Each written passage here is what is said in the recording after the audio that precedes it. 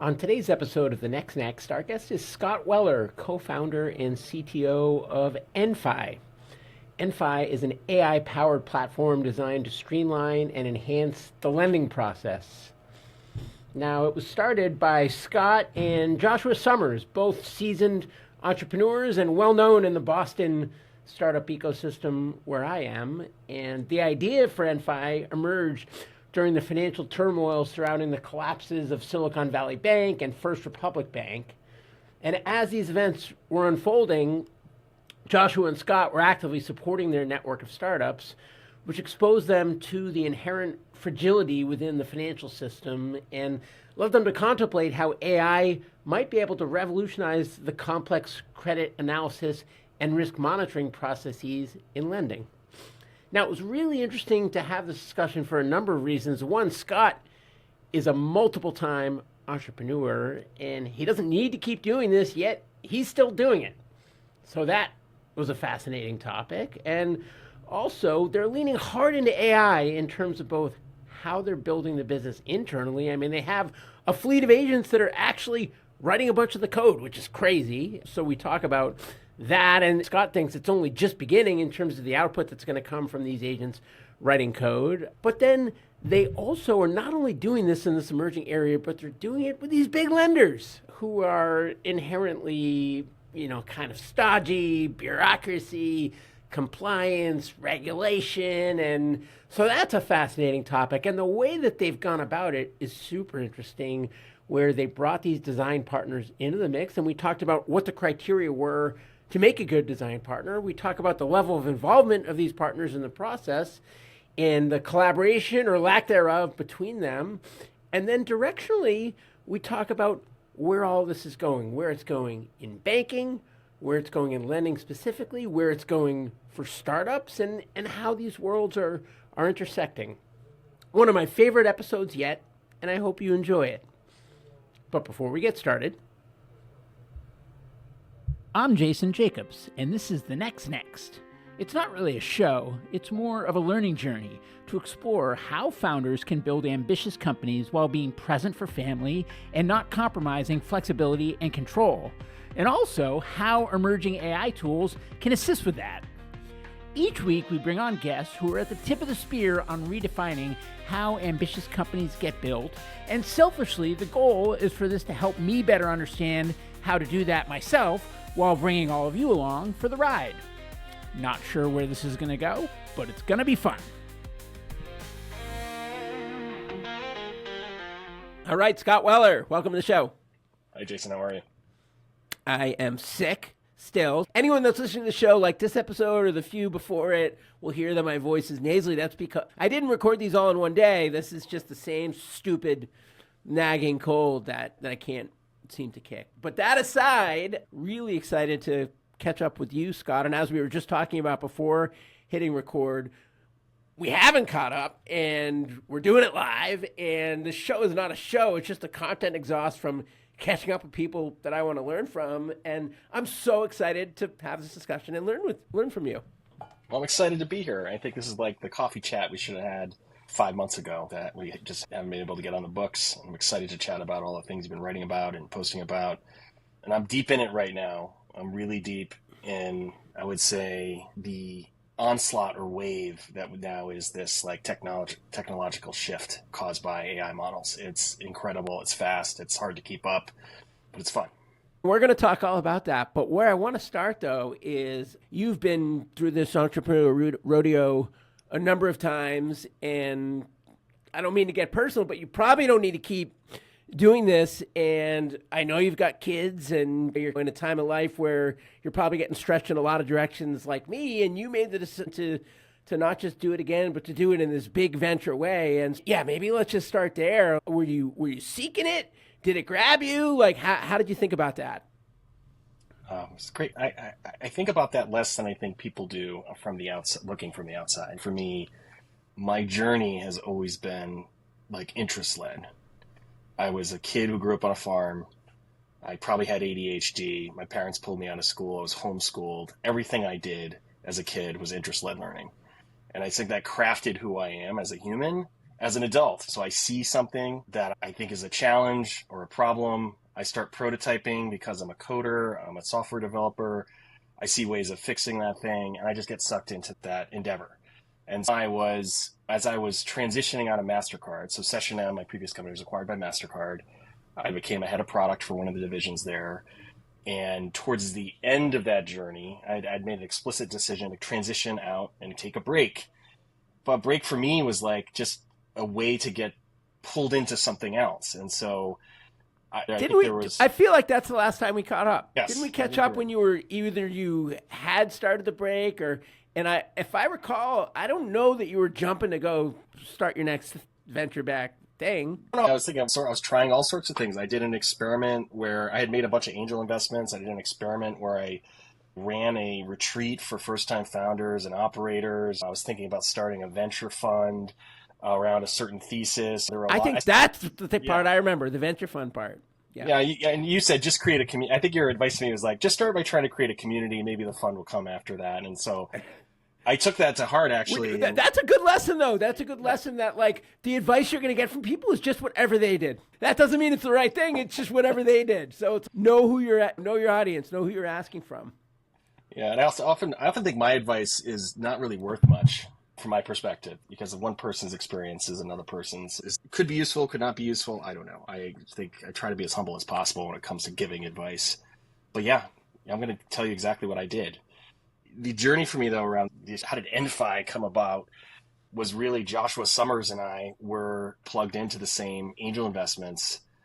And at that time, was that through that group? TBD Angels is the group that we're part of. Yeah. And through TBD Angels, we had made, 45 angel investments at that point and together. And at the same time, I was taking a break, and we were looking at I was looking at like an AI company a month. I felt, since I had tried the OpenAI playground in 2022, I was like hooked with what they were doing.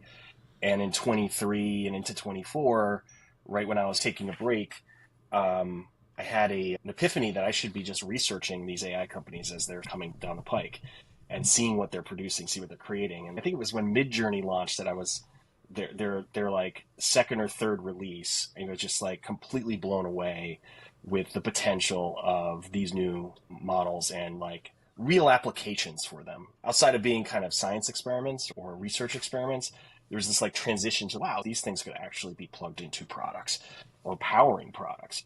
At the same time, we were helping startups after the Silicon Valley bank crash, and we were trying to help startups move their debt. It's easy to move an account these days, but moving your debt's much harder. And we were watching them hit a ton of friction in the process. Another reason to stay away from venture debt. Yeah, exactly. So I think Joshua and I just asked the question of, can this be automated? And so I went really deep. I put my engineering coding hat back on, and I started spending time just going really deep on, can this be automated? And so I started going. What was this? The activity of initiating a commercial loan with a bank requires you providing a ton of information about your company. From the bank's perspective, they take that and then they have to learn so much more about the market, all the things that could affect repayment of that loan. And they're trying to come up with a risk score on that business. And it's that activity at the bank, it creates a pipeline. And like any pipeline, there's people sitting in that pipeline doing the work, and it just creates a stack. And so banks are throttled, on the commercial lending side by how many loans they can move through that stack. And the challenge for certain types of commercial lending is that there's like an early assessment process when they're working with you, the business, but they have to do almost all of the underwriting up front. It's a mini underwriting, and it just takes forever. And so we just asked the question, can we do that with AI? Can we actually gather the data with AI, parse the data, go from the documents where most of this data sits to something a bit more useful, and just digitally transform that entire process? And so the answer was yes. After prototyping it, we figured we could create a better experience. But then we also started to realize we could bring in our experience with data in general in terms of using public data to enhance the visibility of the market and what this company is potentially worth and what's happening in an upturn or a downturn scenario, and then ultimately scenario modeling. And so we produced initial product, brought it into the market, and essentially I was rehooked on building a company through just peering into that opportunity. Got it. And so it really started with the problem first. And when you set out to evaluate, could this be done, you said you prototyped it. Can you talk a bit about that process and how much did AI play a role in that prototyping as well? I think where I really started going first is I obviously always go back to your roots. And so I just started trying to address the problem in the simplest form possible. I didn't really want to over-engineer a solution. And I also wanted to explore the newer things that were happening. That's spoken by someone who's likely over-engineered a number of solutions historically and has the scars to show for it. Yeah, that's what experience is. It's just like you've screwed up enough times that you learn from your mistakes finally. That's experience. Yeah. I've built plenty of houses without a front door, but they were awesome inside. But I think where I went first to answer that question, where I went first was really to also explore some of the new paradigms that were emerging as well, specifically around agents. And I had started my early career in massively multiplayer online games. So the concept of building like non-player characters that interface with each other to solve problems wasn't foreign to me. And so I really gravitated towards this idea of designing agents to solve tasks for you. But what was different this time is that we could have the agents write code. And I think that's the most interesting, most distinctive thing that I've encountered as a software engineer, and probably one of the most humbling things is that these models have become really great at writing code. And so you can now integrate that into your prototyping, integrate that into your product development methodology, and gain speed. So as one developer, I was able to get started in a way that I don't think I would have been able to the last time around when we started the previous company. So the ability to write code, prototype, using the AI is a force multiplier, I think, for a lot of developers right now. Now, I don't want to lose this train of thought on the early EnFi prototype and how you coded it and the interplay between the coding it and getting customer feedback. And so I definitely don't want to lose that. But I want to take a quick detour just to ask you, do you think these tools scale? Is it just for the throwaway prototype early on that you can whip up quickly, or are they going to continue to be as valuable to you as EnFi scales? I think early on, like we started like trialing packages like Llama Index and a variety of other packages that are out there, open source stuff that I think everyone should try. It's so accessible right now to go and just boot up your MacBook, install Python, try to build applications. Even if you're not really a developer, there's plenty of guidance out there that enables you to create a prototype right now using AI. So I took the same tactic. I was researching every new possible AI open source project, trying those out. At the time, when we started the company a year ago or so, a lot of these things weren't production ready. So you could do your prototype and try to bring it into production. It's just not going to scale the way I'm experienced scaling software for large enterprises. And I could see this is really an awesome prototyping environment. I have to understand what it's useful for. And it's really easy to make an awesome prototype these days that looks like a real product. But to take that to production is a whole nother phase of what you need to do. And so for us, like we had the EnFi prototyping phase to realize, are there solutions to this problem using this technology, using these models? And then you kind of have to pivot at a certain point and actually rebuild that stuff from scratch. And so we were, for example, last year trialing a lot of open source agent frameworks that we ultimately had to scrap and build our own because we didn't get the level of accuracy we needed to get out of those things when we started putting them into production against real production use cases.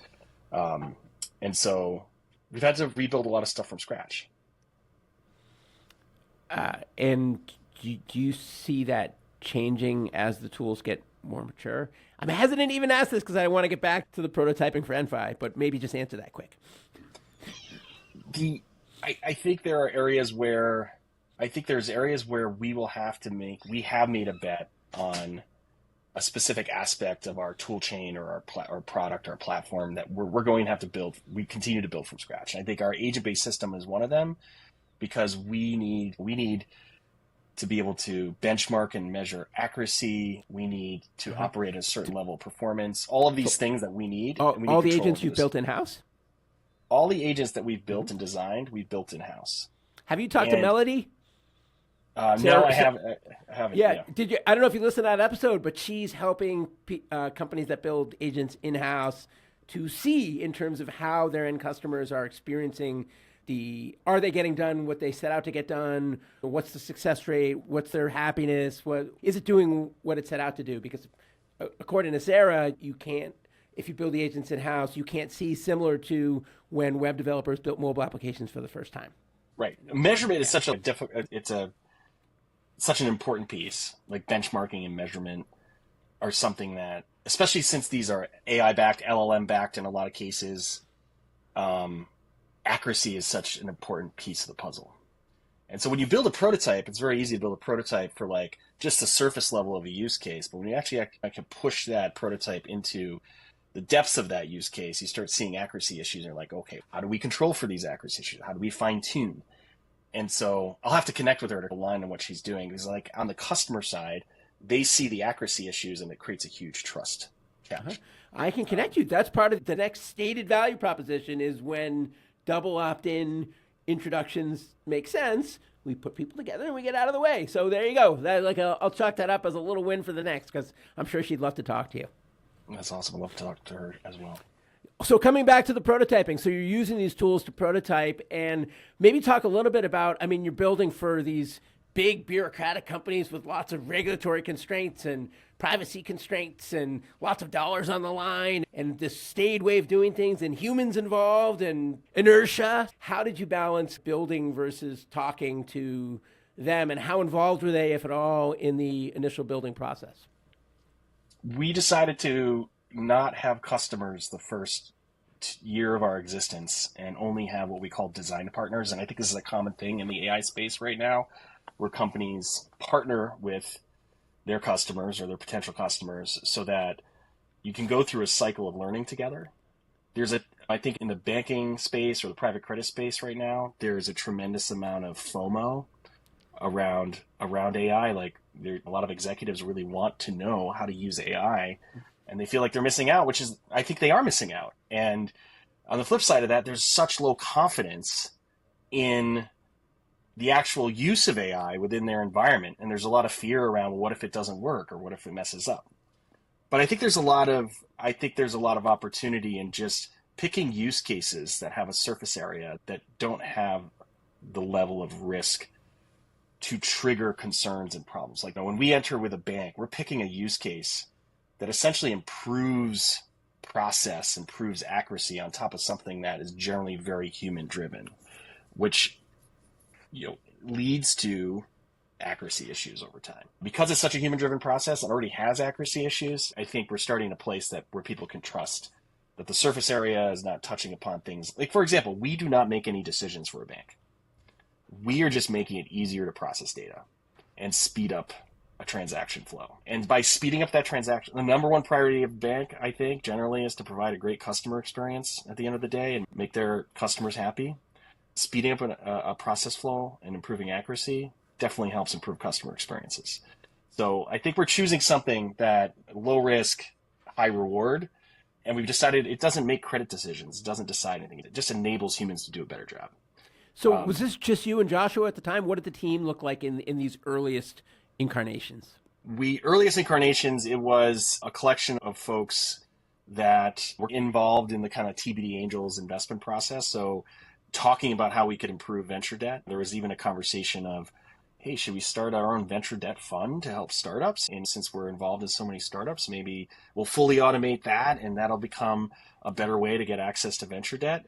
But I think Joshua and I emerged as the co-founders of EnFi and started the company. And we had a third co-founder, Michelle Hipwood, who's a CFO and kind of almost like the financial user of the product, who came on board and started really advising on how this should work for businesses, how it should work on the other side of the equation. It's three co-founders, Michelle Hipwood, Joshua Summers, and myself, and came out of the woodwork last April when we decided to raise our seed round. And These design partners, what was the pitch to them, and how did you go about deciding who the right partners would be and what the right criteria would be in the right partners? I think through my experience of, and I'm sure you experienced this as well when you created Runkeeper and My Climate Journey, but like market fit's so important. If you don't have it, you can feel it as a founder. The team feels it, and if so we were a bit obsessed early on around just making sure the juice was worth the squeeze, and so even before we founded the company, I think we had 60 plus conversations through connections, through getting introductions, through trying to LinkedIn with people randomly across LinkedIn. But we wanted access to subject matter experts in the credit space and really wanted to validate. So we saw this problem from the borrower's perspective with startups, but was it really a problem en masse? And was it something that had budgets to go after solving this problem? And so we marched through the industry just having conversation after conversation to try to validate. And we would have phone calls where just, listen, we're not trying to sell you on anything. We want you to pick apart this idea and give us the brass tacks of what you think in relation to automating the commercial lending process or the risk management process. And in that, we found a burning need. And it was different than what we thought it was going in. We also found a handful of executives at banks who had the reaction of, not only do I think this is something that should be solved, I want to solve it with you. And that's when we realized we should create these design partnerships, because we didn't really know the total trajectory of the product. The domain experts were saying, yes, this is a problem. And the ones that were saying, let's do it together, we felt we could definitely learn from each other faster. So we ended up forming some business relationships early on that brought these banks in as customers, but they really were there along the journey to help influence the product. And if you get 2, 3, 4, 5 of those, you start seeing the industry problem. And if you just have one of those, maybe you're designing for one company, which could probably be bad for a startup. So we also made sure that we're trying to get a wide enough aperture of these design partners.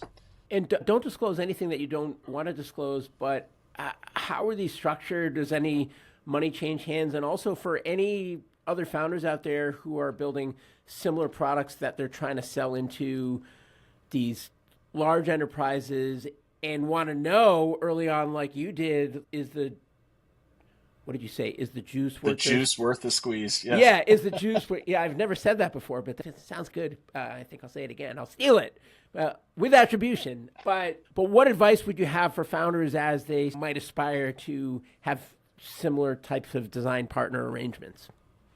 Yeah, I think there's a match between first you need a partner who's willing to lean in, meaning dedicate someone, a champion, to the project or to the process. And so they have to have the bandwidth to engage with you and the willingness to engage with you. And so that filter probably reduces a lot of the companies you could work with. You also need an executive kind of top level support, as well as an owner within the organization. That's also hard to get. But you do need that sort of barbell of executives supporting the initiative, as well as there being someone in a role that's going to use the product, use the software every day, that's also leaning in and sees the value. And so we spent some time trying to find that combo. We feel pretty blessed that we did in order to bootstrap the company. Advice I would have for founders, there's always a quid pro quo to establishing these like enterprise software relationships, even if it is a design partnership. And so one of the things that we asked our design partners was a time investment. So we asked them for a 3-year contract.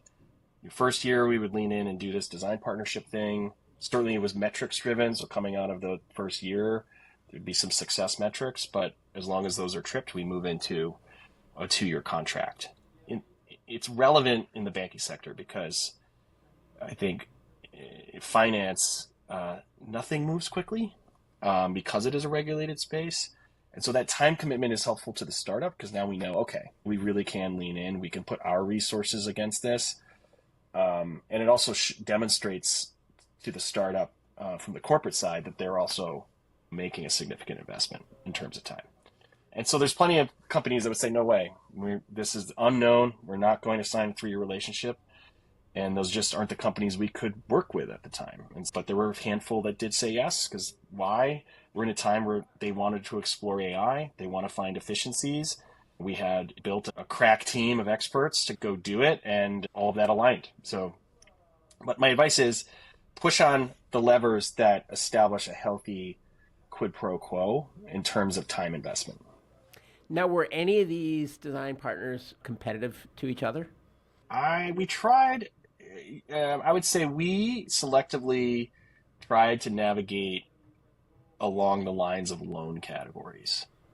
So I think every bank and lending institution is competitive with another lending institution, but for our design partners, their bread and butter sat in different loan categories. And so I think that kept the design partnerships non-competitive. But I think for the most part, the lenders compete. But some ways, yes, they do compete. In other ways, they do not, because they're going after different types of businesses with different types of lending lines. Were they sensitive to who else was involved?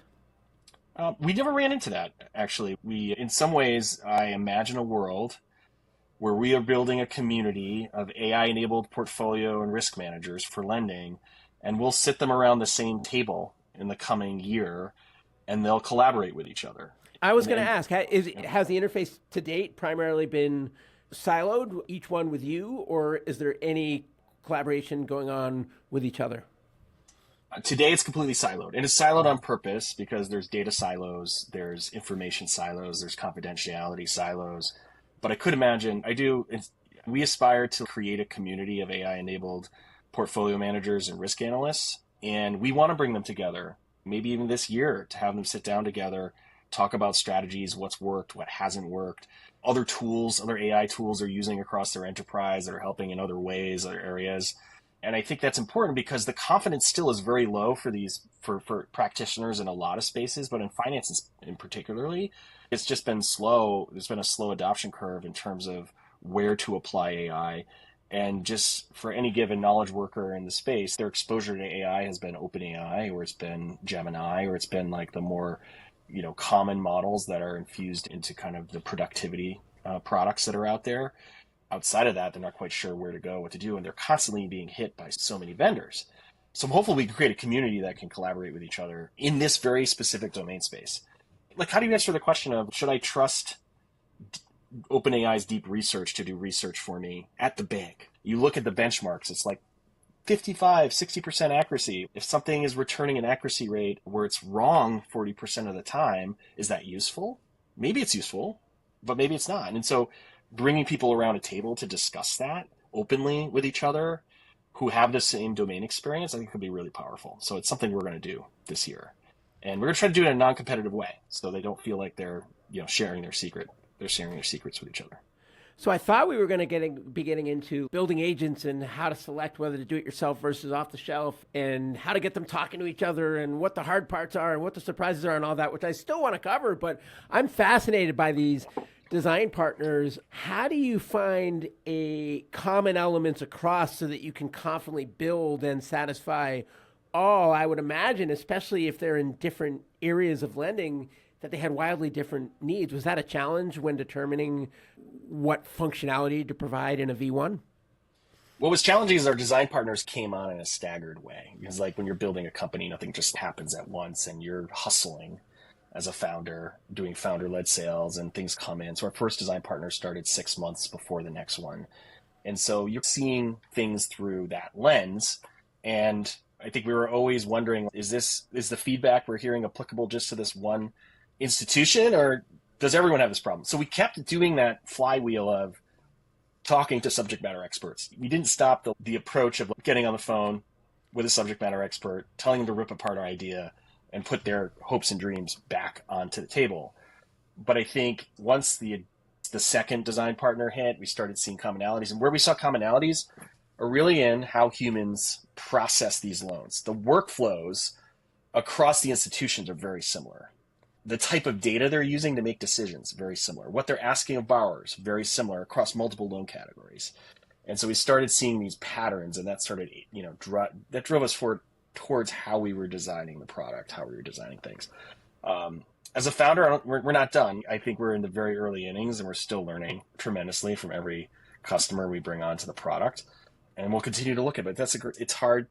I think we're still haven't hit a sample size where we feel like we're at the industry, but we certainly are beyond just one voice helping us drive the evolution of the product.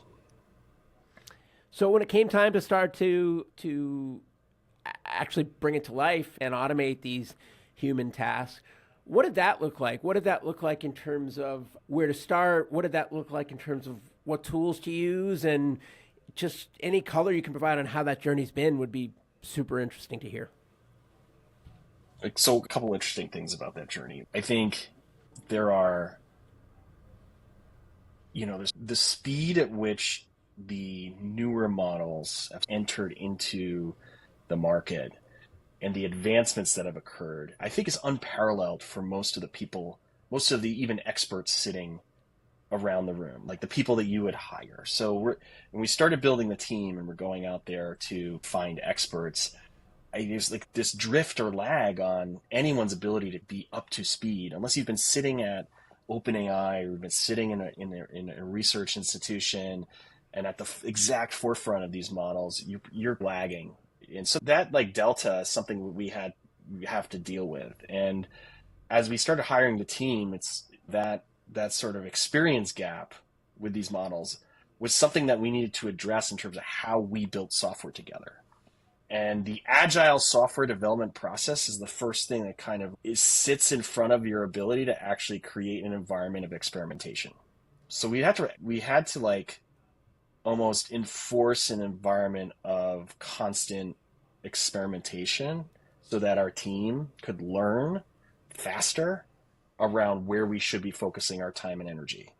And so just give you an example, like our first prototype involved building essentially a traditional data processing pipeline on AWS using standard, like it was more of I would call it like a data science approach to data processing. And it proved some things to us, but it wasn't an agentic system by any means. And so we had to scrap that. We spent like a couple months developing and building on top of like a traditional data pipeline architecture. And then we scrapped that. And we brought in our initial approach to agents, which is much more real time and far more reactive. And so it was a real learning moment for us, though, to recognize that as practitioners, we had to up our game in order to be on top of the state of the art. And what that meant is coding during the day and getting your features out and building your features, and then at night, prototyping, learning, reading, assessing, and bringing that back into the environment. Everyone on our team for the last year has just been heads down, working 24/7, but living in these two worlds, one of like researcher, prototyper, experimenter, and in the other world of, I actually have to put stuff into production. I have to build software. And so that duality was challenging for a lot of the engineers that came onto the team early, but they've embraced that culture.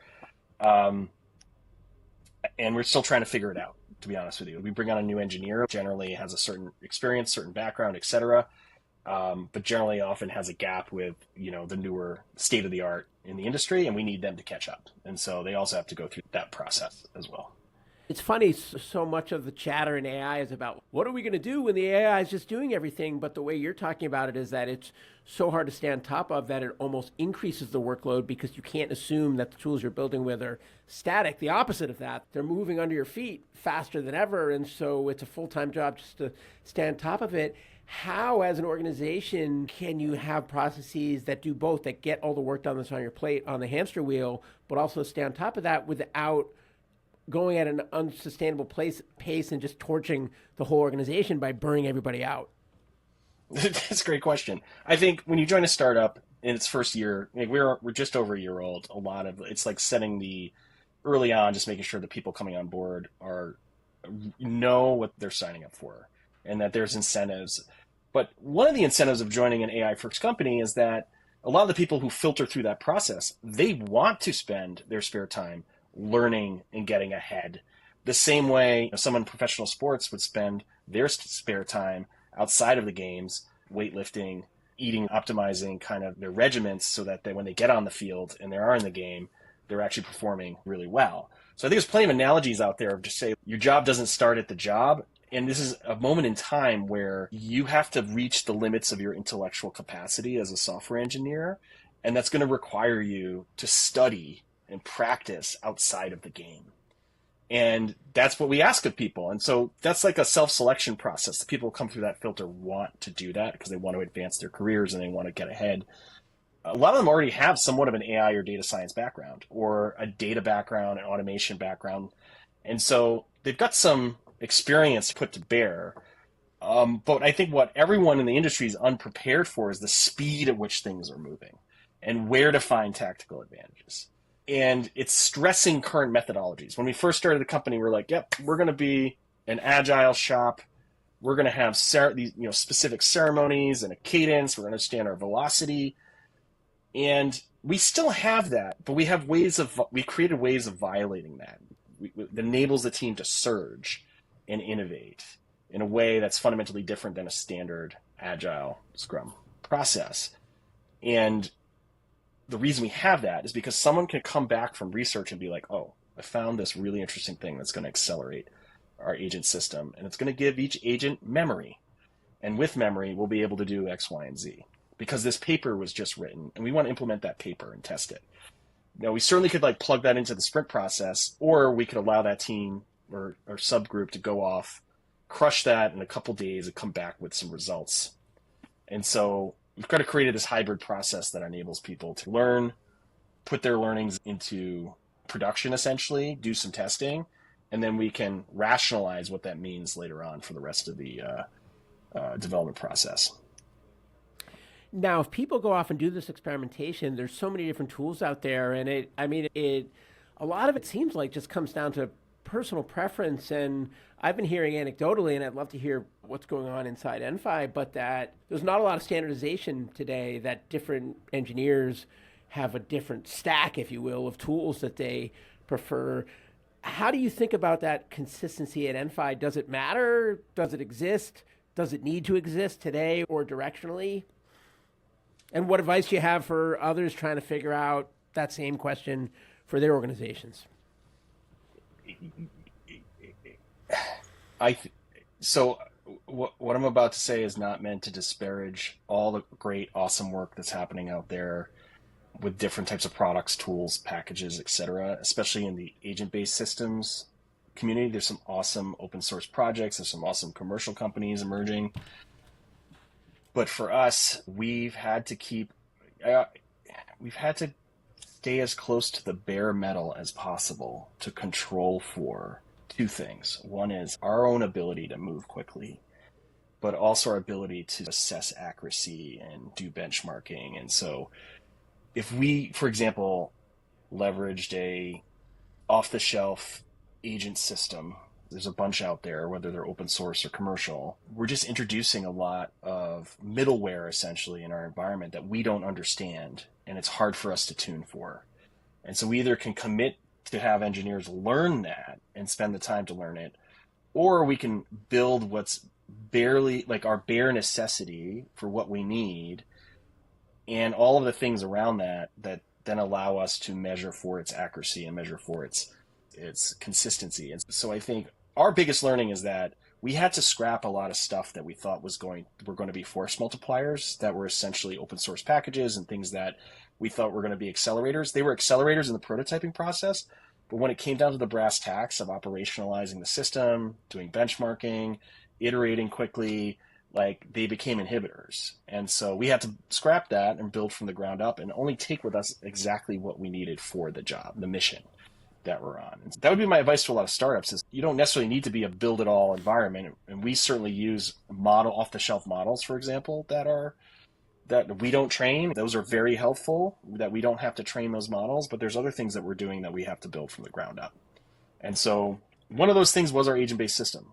We started when we rebooted our approach, we started from the ground up and started building very simple mechanisms to run agents, very simple mechanisms where agents could have tools, where agents could have sensors for their environment, and a very simple framework, a very bare bones, lightweight framework for our engineers to start iterating on the development of agents. And it was so simple that it enabled innovation, enabled thinking outside the box. There wasn't the weight of having to learn a large framework that someone else had created. And so it actually created speed for us internally.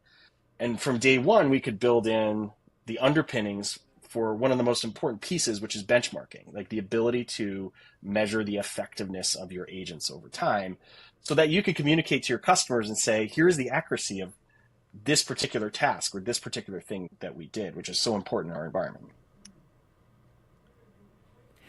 So as you were heading down this path, at what point did you start thinking about capital? And to the extent that you can share, how many rounds have you raised? How much have you raised? What kinds of investors do you have at the table? And at what point in the process did those intersect, the capital and the traction, if you will?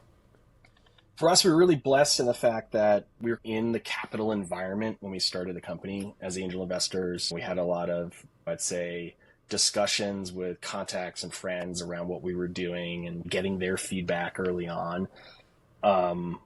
I've learned in the fundraising process over several companies, like the fundraising event happens after you've partnered with someone for a period of time. And there are plenty like capital sources, VCs, angels that want to be involved beyond just the capital money. They want to know that they can help catalyze success for the business in some way beyond just the capital. And so always start your conversations with, your pitch starts with just getting feedback from some trusted sources, I think, in a lot of cases. Just like with the design partners. Exactly. So you're noticing a theme. I bet that's how you hire too, Scott. It certainly is.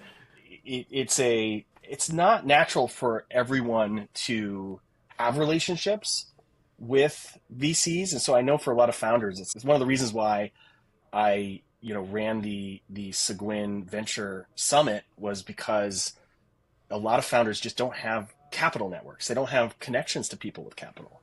But when you do, it's the normal experience for a founder is get introduced to a VC, do your pitch. And it's like very kind of tactical and functional, right? Where I think success for a lot of founders is go to a VC and say, tell me I shouldn't spend the next 10 years of my life doing this. And tell me why. And build a relationship. And the VCs that really lean in are probably the ones that are most interested in potentially investing in you and supporting you. So my advice to a lot of founders would be start your journey that way. Start your journey by trying to find VCs who are going to be. And so at what point did you raise the capital for EnFi? And I know that was the lagging indicator of the relationship, but what did EnFi look like when that capital came in? So EnFi, when the capital came in, we were a very small team. We were at prototype stage. We had one design partner.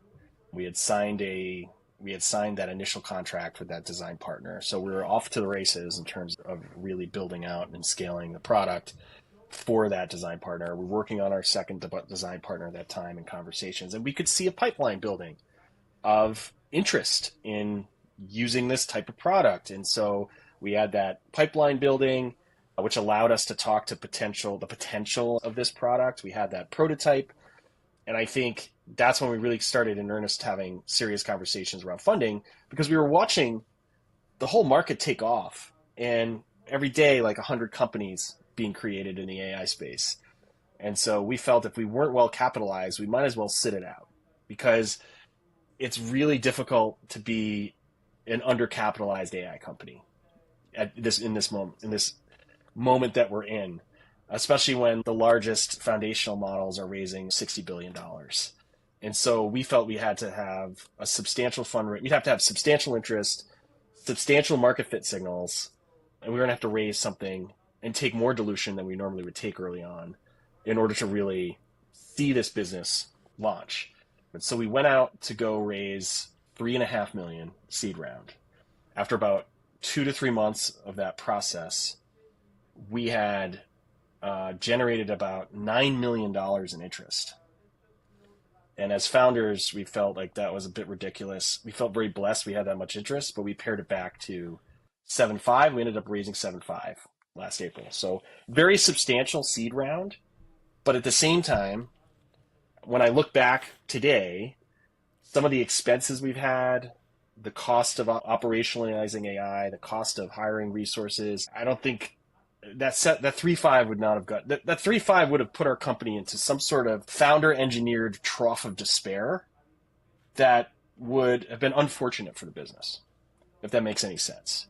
So raising the 7.5 actually put us on a trajectory of getting our product live, getting additional customers on the product, and getting to a point where we felt like we could viably scale the business.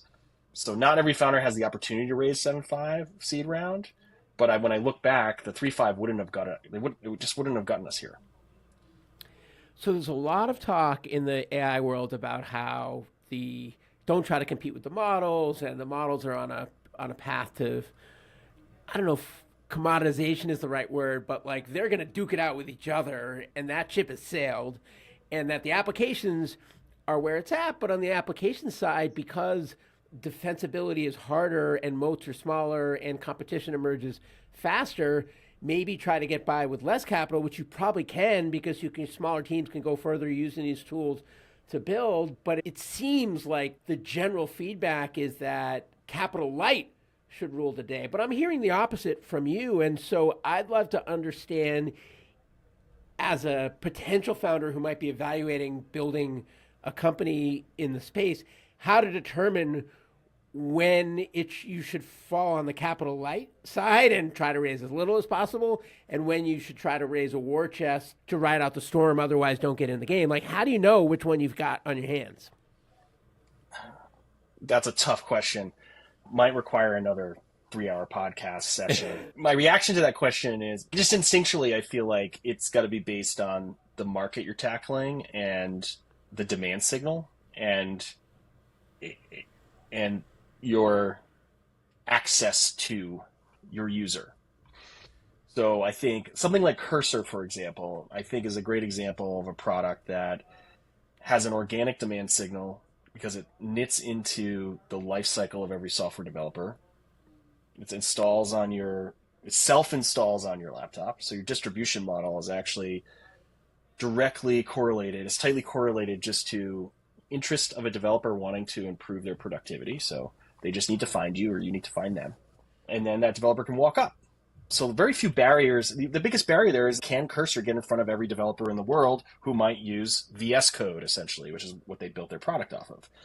That's a lot different than saying we have a verticalized AI application for air traffic control, right? Where just imagine trying to break into the air traffic control business. There's probably 3 vendors that serve that entire market. They're probably government contractors. It's just big and it's hard and it's hairy. But maybe you're going to build the best AI air traffic control system. I don't know. But that I think is such a different... And so for that endeavor, I think you need backers who are willing to go the long haul. They see the big opportunity on the other side and a lot of the risk, but they're willing to do it because they believe in the space, believe in the opportunity. And so I think you have to go a little bit bigger when you're going into spaces that are slower. There's bigger walled gardens in those spaces, but you're serving a different type of user who acquires software differently or acquires product differently, and you might have a bit more friction. And so at the same time too, I think you have to look at your R&D, like how much R&D do you need to put in this product to really make it work for that market. So for financials, we're purpose building a system for financial services, like security and privacy first, and a lot of other tenets around FINRA and all these things that we have to care about in order to check the boxes and be relevant for our buyers. Whereas if you're Cursor and you're just plugging into it like an IDE, relevancy is like, how well can you generate code for me in my user experience of writing code, which is like fundamentally different. So I think that's also a characteristic of a sort of what's the overhead to getting into this market for this product. We purposely saw a problem in a market that has more overhead than other markets. And I couldn't in good faith incubate a company that didn't have enough capital to overcome some of those hurdles. It's almost like my fiduciary responsibility to myself, co-founders, and our now investors to make sure that we're well capitalized to go after and do that. And that might mean taking more dilution early on, but it sets us up for success, in theory, farther out. Whereas I do think we will have companies of 2 developers who create a great product where the barriers are much lower. And they don't have to be as capitalized to go into those markets. And so I would say find the problem first, and then maybe your gut check second is this a market I want to live in? Like the problem is interesting. Is this a market I want to live in? For myself, I was like, I'm up for the challenge of working in financial services. I've been there before. I understand that marketplace. Whereas someone coming in completely cold might just feel it's like not a very attractive space to operate given some of the overhead. Now, what are you thinking? Like when you think about this for yourself, are you looking for low overhead, low barrier opportunities? Is that one of your like criteria? You're still learning? I'm just curious. I'm still figuring it out because I say that flexibility and control are paramount. I look at all the crap that I have on my plate, and it's not crap. It's like stuff with my parents, stuff with my kids, like stuff with trying to stay healthy and get in shape, and just more stuff than I'm used to having. And I don't know if I want the stress. I don't know if I want to manage a big team. I don't know if I want to deal with all the BS. Right? But then at the same time, I'm like a moth to a flame of the most ambitious stuff. And it's like, all right, like how can those coexist? And that's the journey that I'm on, is figuring that out. It's like, all right, I've got this massive ambition, but also relative to any other time I've built in my life, I have a lot more constraints. And so what is the right recipe? What is the right rhythm? What is the right team? And I think it's like small team doing really cool stuff in flow state a bunch of the time, not having to do a bunch of the things that I don't want to do, having a lot of flexibility and control around my schedule, and having a team who likes to work the same way, but then find a way to build products we can be proud of, serve customers in a way that delight them, and hopefully have some purpose and a mission to it that feels good as well. But will that be enough? I don't actually know, because then what fills me up with air? The most ambitious, the hard climbing Everest is what fills me up with air, right? And so, solving. I don't know, Scott. I feel like a lot of times entrepreneurs feel like they're always made for more, always trying to solve bigger problems, and whether it's climate change or whether it's curing cancer, like there's some big problems to solve out there. And I think for our time here on Earth, why not? Like, why not go after the bigger things? I think I tend to look at things as projects. It's the only way I get by in this like massively stressful world where we have a lot of responsibility. I think we tend to underestimate the force capacity and leverage we can create for solving that bigger problem by just starting with the smaller steps. And so we're like, how could I possibly do that really challenging thing today as who I am? And with the leverage I have right now? And the answer is you can't. But you certainly can start. And over time, if you're good at creating that leverage and that force capacity, you certainly can actually accomplish that really hard thing. But I would say just get started. Get started and see where you go. From day one, if you want to have a certain lifestyle, you want to have a certain kind of like approach to solving that problem, set those constraints now. Build that as the foundation of what you're doing. It doesn't mean you cannot achieve that really challenging thing. It just, you have to do it in between. And it means you need different structures of force capacity and leverage in order to go accomplish that thing.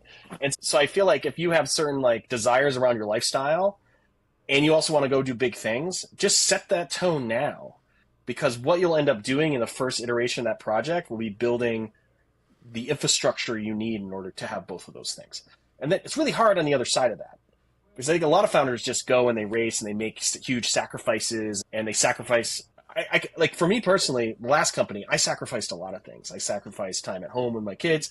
I sacrificed family time. There was a time I was on an airplane 180 days a year to go see customers and do customer implementations, personal health sacrifices. With this one, I have like very clear guardrails around the things that I feel like are important in my life.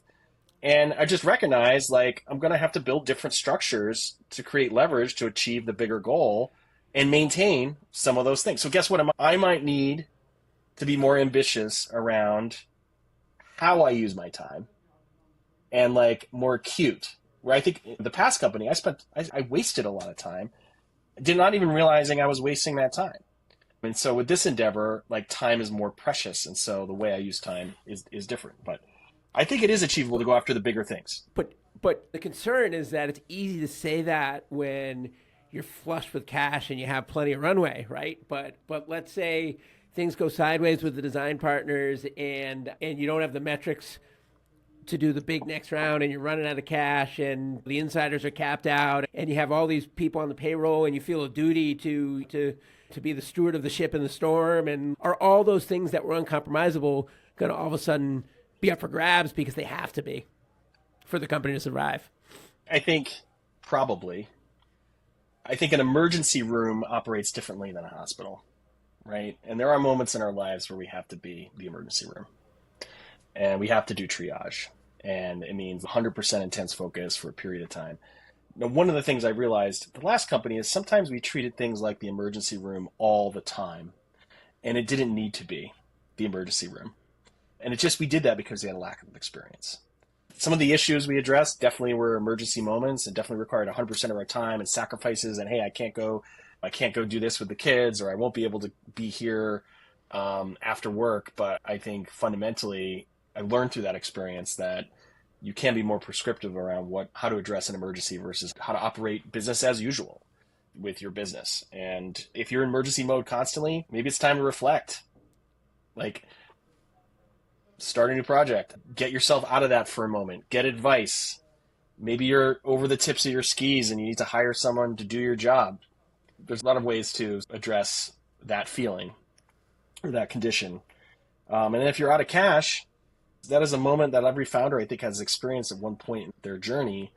And yeah, you're going to have to put everything you can into making sure that you find the right outcome for the business, the investors, et cetera. So I think it's what you're signing up for in some ways when you decide to create something from nothing and you decide to bring in partners with their money and their time into the endeavor. Yeah, I think that's why whatever I end up doing, and I might already be doing it because there's paths where this and a business model could go a long way. But I think right now I'm just focused on learning and relationships and building a tribe of like-minded people and informal collaborators, and it goes where it goes. But I'm sensitive to time. I got just a few more questions to talk in. One is, if you look over the next, call it 12, 18 months, what are the key priorities for EnFi? One of the things that we go through these innovation cycles, like we changed our process and we have a champion every week who on the team is going and experimenting new stuff and bringing that back to the team, and we're iterating based on some of those learnings. One of the most recent learnings we've had, I think, will play a big role in our technology this next year. And so we were able to implement agents that actually write their own code for the product itself. And so we did this experiment over a weekend where, since we have this agent system and we're like, oh, it's producing data and documentation, it's completing tasks for these workers, why can't it complete tasks for us? And so we gave an agent the persona of a product manager, and we gave it a set of tickets, and we said, we want to implement new charts and graphs for our analysts in the analysis tool, the EnFi analysis tool. And in basically within 20 minutes, we had the feature built. Wow. And we were able to display charts and graphs in a different way for the analysts right in our tool, the front end code, the back end code. And when you look at this code, you're like, it's not rocket science. Didn't require research. But this ability to almost seed a product idea with a core agent whose responsibility is to start building out the basic code base with the influence of the developers and the product managers, influence the direction, is something that's different than how we traditionally build software. And to see the results so quickly made me realize that agent systems on the cutting edge are agent systems that write and execute their own code in real time. And that's substantially different than where agents started, which was a bit more, I would say, deterministic, less dynamic. And so I think the future for EnFi is going to be agents that actually can solve problems that we did not anticipate.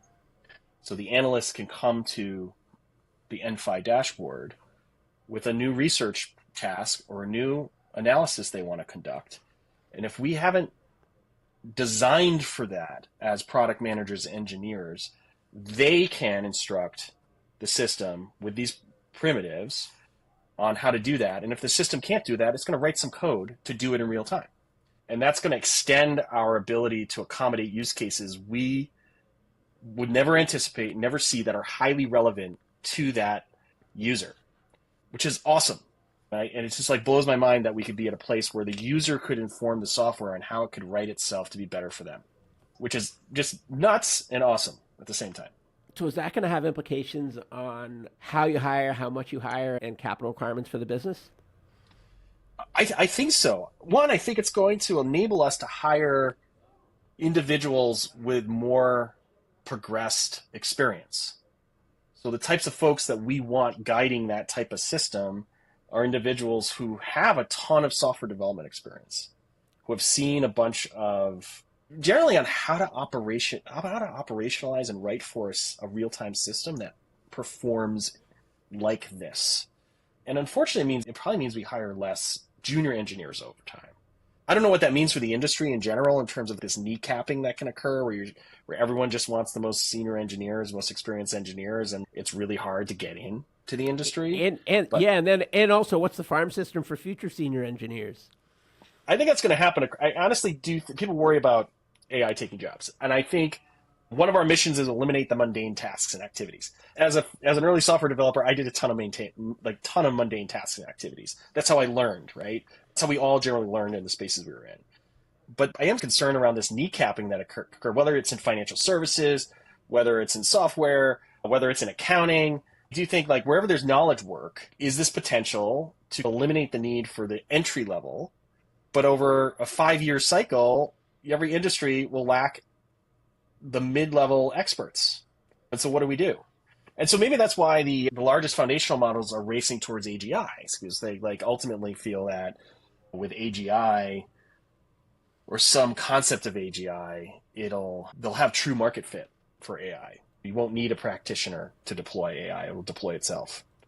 I'm getting really esoteric though, and I'm getting into a space that I haven't thought a ton about, but I think there is this reality around a kneecapping across knowledge work that we need to design for. I don't think as a society we can accept not having junior people move up through the ranks and learn, experience the things they need to experience to be experts. We need that. We need those farm teams. We need that process. So I think organizations are going to have to design themselves for that. Gosh, I wasn't planning to ask this one, but it just makes me think, what are the implications for venture? If you were a VC deploying capital with this emerging landscape, with this accelerating pace, how would it change how you deploy that capital and what criteria make a good investment? It's a great question. If your users are changing, if the market is changing really fast, then the ideal customer profile and market fit also might be changing really fast, right? In theory. And I think for a lot of VCs, they're going to have to do a lot more data crunching and research to hone their thesis. And the idea of finding market fit might require more ongoing support. So VCs have to be ready, I think, for these early parts of these businesses being just more capitally intensive when it comes to figuring out market fit and figuring out the go-to-market aspect of the company. For example, the whole construct of software as a service is fundamentally changing. So this idea that there were a lot of VCs that built their thesis around SaaS because it was a predictable financial model in a chaotic environment. And I think that's really shifting quite a bit. And a lot of companies are gravitating more towards transactional pricing or pricing that's on-demand pricing versus buying capacity that they haven't used yet. And that's changing the dynamic of market fit, whereas a SaaS software provider could find solace in yearly subscriptions and tiered-based pricing. Now you're held to the whims of being much more transactional, much more on-demand, which reduces your predictable revenue coming on the other side of that. So I do think VCs are going to have to adjust how they measure market fit and how they adjust how they view the revenue potential of a company in this changing market. One aside, Scott, the work that you guys have done around getting the agents to write the code and build features, I'm not suggesting at all that as a startup you get distracted from your laser focus, but is there IP there? Could you productize that? Could that be a company in itself, helping other companies deploy that? I wondered about that because we've been very bare metal on building these things as we need them. Before we even got to can we make this write code, we really focused on can we simulate, can we fine tune our process and model use to simulate the steps required to solve any complex task? And so we designed and optimized a model that produces a plan. So now we have these planning agents. You can give these planning agents, and it's for knowledge work. And we've constrained it to financial services knowledge work, but it could be any kind of digital knowledge work. But they produce a state machine that then can be executed to solve the steps to complete a task. So like a simple, like just think of the most simple task, agent task, might be, I want to book a reservation at a nice Italian restaurant in Boston tomorrow night. That's a prompt I could give one of our agents. The planning agent would go off and say, oh, how do I solve this problem? And would ask the first question, what tools do I have access to? And what data is in my environment that I can leverage? And so the first thing it does is it creates a bunch of plans, and it just tries to figure out which one of those plans is probably has the greatest degree of success. And it chooses a plan. That planning agent comes back and says, I think this is the best plan. I think I should go do a Google search, and then find the top 5 Italian restaurants in Boston. And then I should go to Resi, and I should use the Resi API to figure out if they are on Resi. Oh, and then if they are, the subset of those, I'll check times. I'm going to send a user input request to the user, asking what times are best for them. I'll try to align them the available times. And if the user picks one of those times, I will book that. So just like the idea of creating that optimal plan with those tools and then measuring its success is something that we had to solve. That alone probably can be its own company for any industry in the agent-based space. So to your question, like sometimes we pluck these things and we're like, wow, is that a bigger idea? I'm not sure. Is that more applicable to other people building agents? Probably. At the same time, who's the user? Like, I think when we're solving this problem in financial services for a portfolio manager and a risk analyst, like we really know who that user is and what their needs are. And we can fine tune that planning agent to be really great for them, right? And so sometimes I do think the focus helps, but there are ideas that kind of jump out that sometimes we're wondering, is this a bigger play? Do I have time to ask you one other question? We have plenty of time.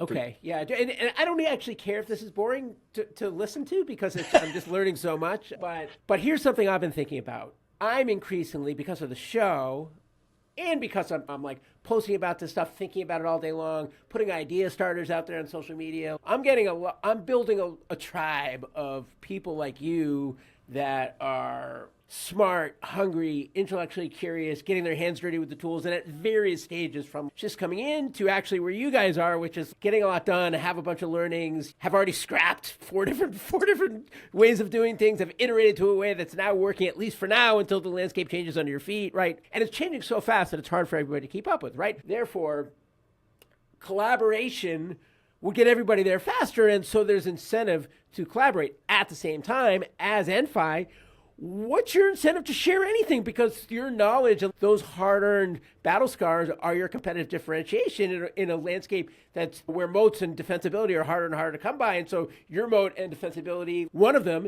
is just experience. Like, why are you going to give away all your experience for free, right? And one of the things I'm thinking about, like with MCJ in the early days, we had all these listeners on the show. They were clamoring to sort through all these, to have a peer group to sort through all these nuanced topics. They came from wildly different backgrounds and skill sets. We just set up a Slack community, right? And it took on a life of its own during the pandemic, where there was all these like brown bag sessions and book clubs and study groups and people teaching each other stuff and knowledge sharing, and it was like really helpful and inspiring, right? And what I'm wondering is, as the next audience and tribe grows, what does that look like? Because it doesn't feel like it looks like just another Slack or Discord, right? Especially, there's all these tools getting built. Is there a way to actually enable knowledge sharing, tool sharing, like almost like modularizing or like pulling out little clumps of things that people, like what you guys have built for EnFi might be super relevant for another company in an unrelated space. Is there any incentive for you to share that if you could get stuff back from them?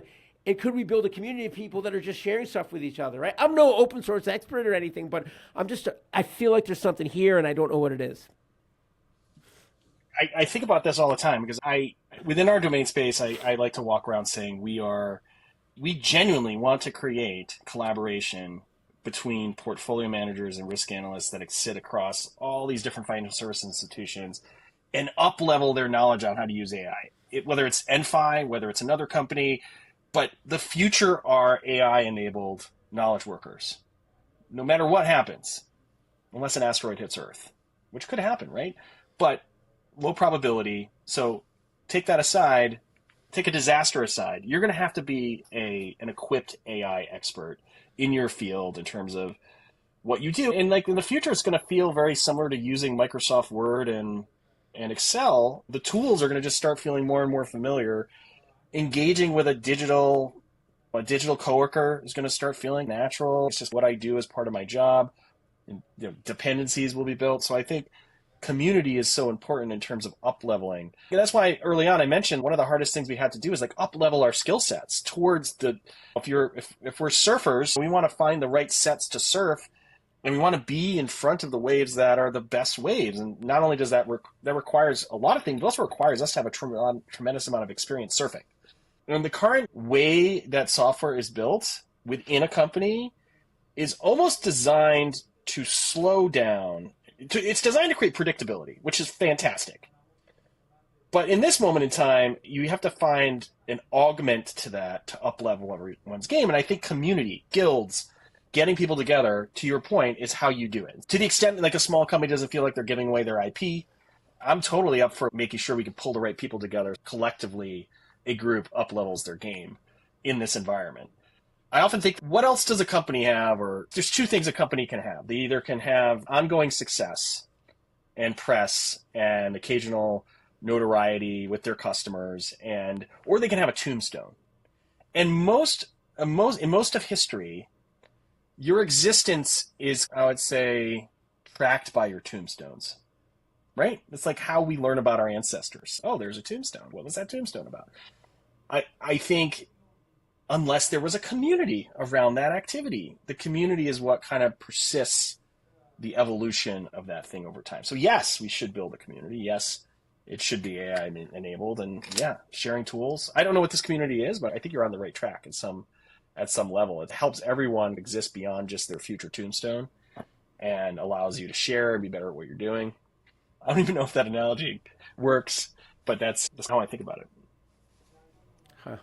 Yeah, maybe for starters, it's just like a Google Doc of guests on the show on an opt-in basis with a bit about their expertise and contact information, and are they open to be contacted by other guests from the show? Maybe we just start there. Right. Yeah.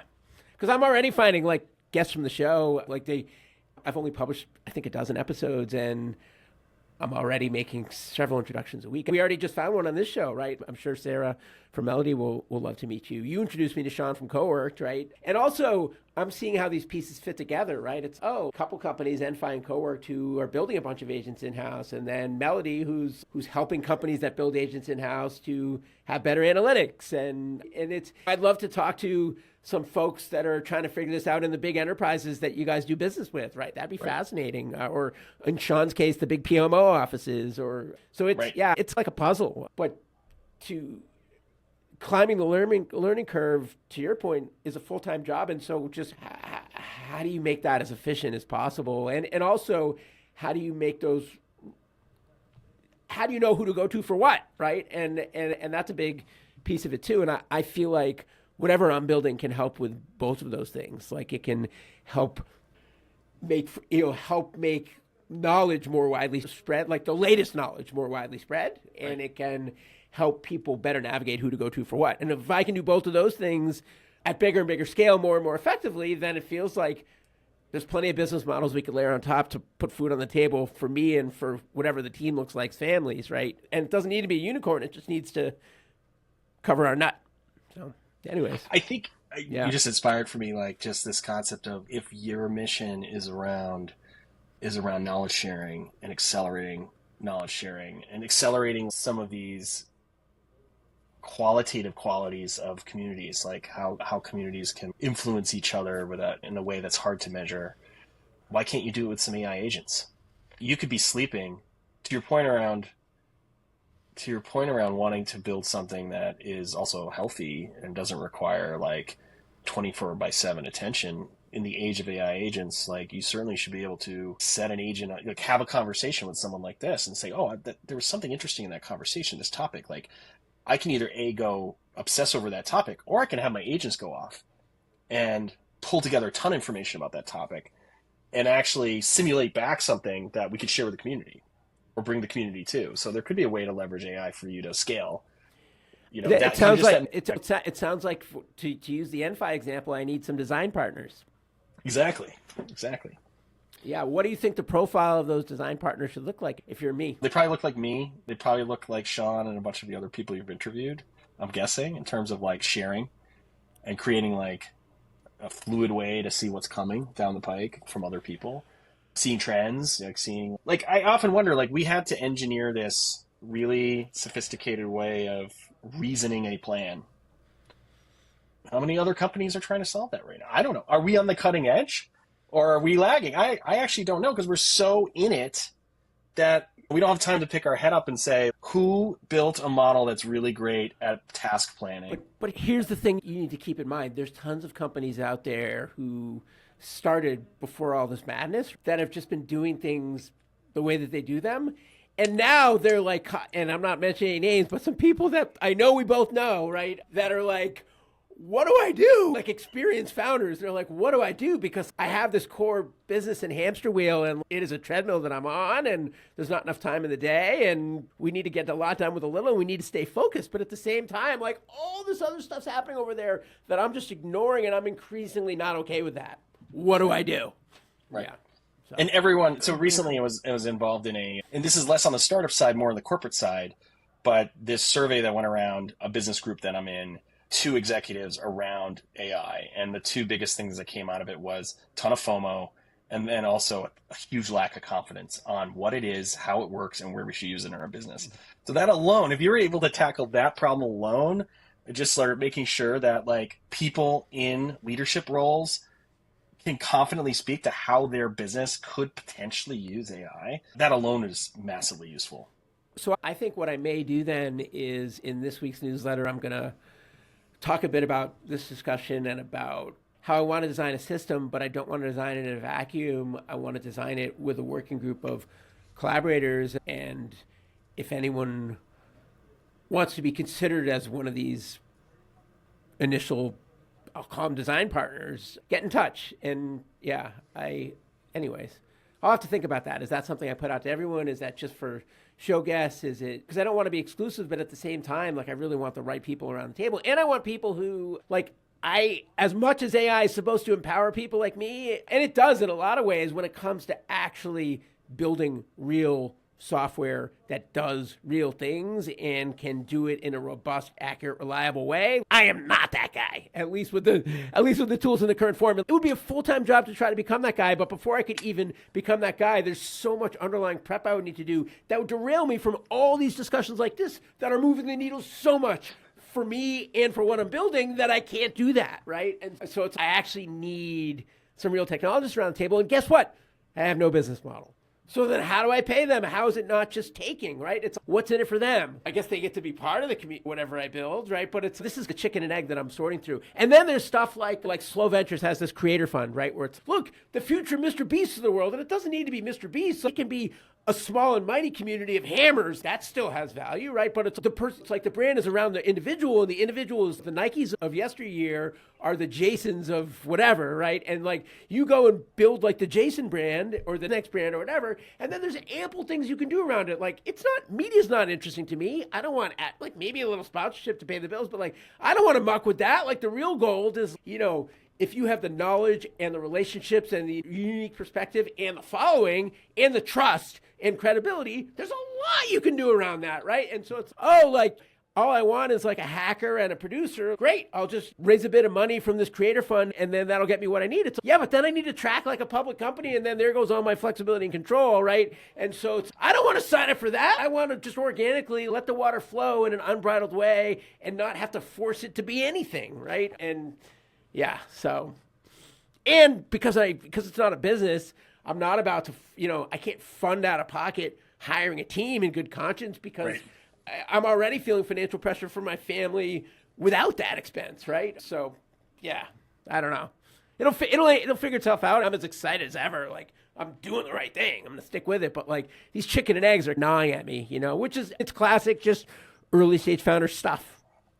Yeah, if your Yeah. superpower is building a community, then I would say find that one tool you can build for your community after talking with a lot of people and understanding like maybe this common thread, this common problem. Just one tool. Just build one tool. Yeah, and it's that's like the lazy just set up a Slack room and see for it at the time that we did it 5 or 6 years ago, whatever, that was the right thing. But like for this world with these tools and knowledge and the rate it's changing and agents, and that is not, like, everything in my being says that is not the right thing. No. Right. I'm excited to see what you do, and I'm here if you want to have another coffee talk. Amazing. Yeah, and I'm sensitive to time commitment and stuff, but obviously you'd be a fantastic design partner, whatever that means. If I try to do that, Joshua might come after me with a hammer because I'm doing anything to distract you from trying to build this big thing you committed to with all these fancy VCs on your cap tables. Yeah, that's my number one goal. But if I could be helpful, let me know. Anyone you want to hear from, future design partners, any key hires you're trying to make, anything you want to shout out? I think you should. I'm going to introduce you to some CTOs, CEOs that are not startups. They are in enterprise, and they're trying to figure this out too, like from their perspective. Oh, you're talking about for the show? Yeah, I think definitely. I'm sorry, maybe I missed what you were talking about. Oh, I was just saying for you, who do you want to show up in your inbox? Yeah. Oh, I want to talk to, who do I want to show up in my inbox? One, great AI engineers that want to work in financial services on helping to provide tools to analysts and people who manage trillions of dollars in credit. And then I think always want to meet that next financial services fund, like private credit fund or fund manager or portfolio manager at a bank who's just fed up with all of the minutia they need to deal with in order to create a great customer experience, like the files, the data, the annual reports, the OCC regulatory filings, like all that stuff sits in front. It's all important, but it all sits in front of creating a great borrower experience. And if they're fed up with it and they want to be on the other side of that, we're also hiring people as subject matter experts within EnFi to bring EnFi to the institutions they work for. If you want to get on the other side, you're in this mess and you want to get on the other side of the mess, but you want to build something that solves a problem, we also want to talk to those people too. Great. And we can talk about some of those introductions for the show offline, but anything I didn't ask that you wish I did, or any final parting words? One, do we live in a simulation would have been a great topic. I'm joking. What's the impact of the impending tariffs? I know this has been really great. I think it's been really comfortable to chat. Really enjoyed it quite a bit. I felt like I talked about myself way too much, but I guess that was the point. You shared so much. No, it was awesome, but like you definitely don't. And again, I don't know if you and Joshua are philosophically aligned on this, but like you shared a lot of gold nuggets in there that I think some founders are just really squirrely about information and learnings, and I thought you were just really generous with the learnings that you shared today, which helped me immensely, and I'm sure it's going to help listeners as well. Oh, one last thing to end on, which I think is a core tenet for EnFi and Joshua and Michelle and myself. We're increasingly trying to do, to the degree in which we're not giving away IP. I'm not going to describe to you how we got to an agent system that could plan really well. I'm not going to show you that code today, but because that's our IP. We'll save that for the next community session for members only. But I do think you're increasingly, you have to do things in the open. Like, we're in a time where I think it's important to share to your community, to your buyers, to your customers, why you exist in the world and what you're doing. And if you're not doing it in the open in some capacity, you don't exist. And in the olden days, maybe 5-6 years ago, that was like going to conferences and doing presentations. And I think a lot of those formats post-COVID are broken. Sitting at a conference, listening to a panel, it's fun. But man, for every hour we spend at a conference sitting, listening to panels, as practitioners, this goes for both the companies, the vendors, as well as there's definitely knowledge sharing. It's massively inefficient knowledge sharing. Like, you're in a time where AI is like taking off like a rocket ship. And if you're going to spend a day sitting, listening to panels, like, you're left behind. Every day you're not advancing yourself. You're losing a week in future value. And so I think there's got to be That's why I'm like really excited about what you're trying to figure out. There's got to be different formats, newer formats for information exchange that empowers people and also gives you the sense that I'm not a snowflake. These are my people. This is my community. Whether you're an actuary or you're dealing with air traffic control or you are in the waste management business, conferences matter because it brings people together for information sharing, but they're just massively inefficient. And so that's why we're trying to do everything we can in the open using different platforms to say, hey, here we are, we exist, we want your feedback, we want to hear the great things and the bad things you think about our product, and we want to have a conversation, and we want to build a community around that. And so you're going to see more from us as a team in that respect, and I'm hoping like whatever platform you create maybe is a helpful way to help companies like us get out to just show up in a different way. And like that agent coding, by the way, with you guys and productizing that, right? That's another way the next could go is we could do this stuff for our own content and community flywheel and then productize it for others, right? With the stuff we build for ourselves. Who knows? I'm not worried about making money. If we can just keep the flywheel spinning faster and faster, that part will take care of itself. But anyways, Scott, thank you. Awesome. Thank you. Best of luck and ongoing dialogue for sure. Talk to you soon. Take care, Jason. Thanks a lot. Thank you for tuning in to The Next.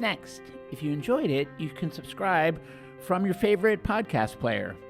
In addition to the podcast, which typically publishes weekly, there's also a weekly newsletter on Substack at thenextnext.substack.com. That's essentially for weekly accountability of the ground I'm covering, areas I'm tackling next, and where I could use some help as well. And it's a great area to foster discussion and dialogue around the topics that we cover on the show. Thanks for tuning in. See you next week.